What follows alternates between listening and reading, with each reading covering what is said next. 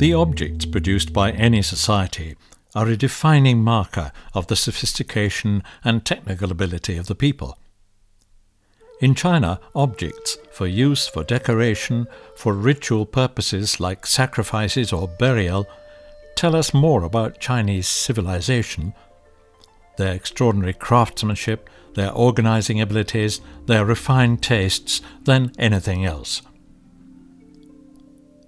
Of all the wonderful objects produced in China, and fortunately still to be seen in some quantity, ceramic ware, things made of clay, and skillfully decorated porcelain are perhaps the most important.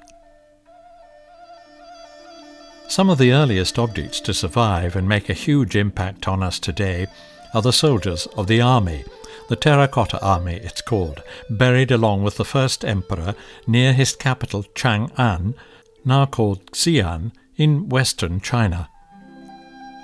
Presumably he wanted protection in his afterlife. Loess, a clay accumulated over millennia, made of the dust blown from the Gobi Desert to the north, was commonly available around Chang'an, so it provided plenty of raw material. Moulds were used to make the thousands of figures, but aside from the skillful carving to make the original moulds, the remarkably even firing and the stability of the techniques employed shows just how advanced the craftsmen were. The clay figures were painted in bright colours, but over time the colours have almost completely faded. As these figures from other graves show, a second and quite astounding fact is that these figures were made in huge numbers. The 18th century Scottish economist Adam Smith would have been delighted with the Chinese pottery workers.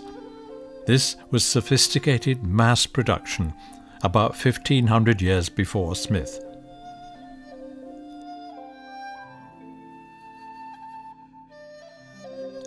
It is interesting to see that at first pottery objects imitated the bronze objects of earlier years, but of course porcelain was much cheaper to make, and it soon developed styles of its own. At first they were used, then discarded, but as time went on their beauty was recognized, and people began to save and collect the finest pieces.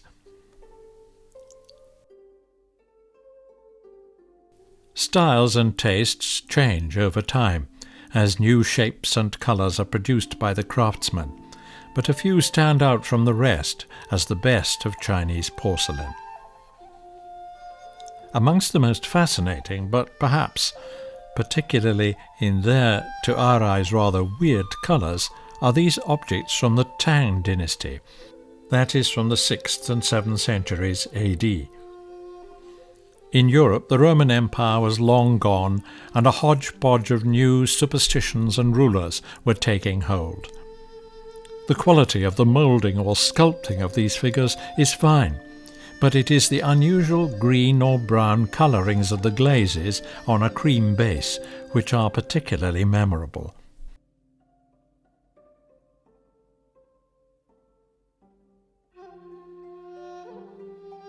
You could say it was the fashion of the age. These figures were, sad to relate, buried from view in the tombs of the wealthy dead, which explains how they fortunately come down to our times unharmed. But perhaps others were on show in temples and on altars in homes. We don't really know. Today, no self-respecting Chinese art museum would be without its Tang horses, though the Chinese themselves still look askance at them because they were, after all, funerary objects.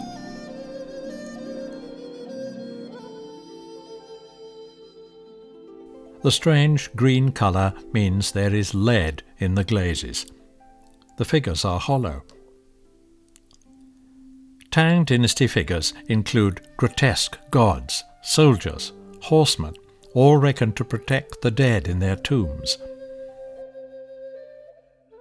Such elaborate and costly efforts at protection in the afterlife no doubt impressed all those left behind to mourn, and made them worry about what might happen to them without all this protection. No doubt such preparations for death also gave pleasure to the men who in their lives had amassed sufficient wealth to pay for it all. Vanity and self-regard is a characteristic found in all human societies.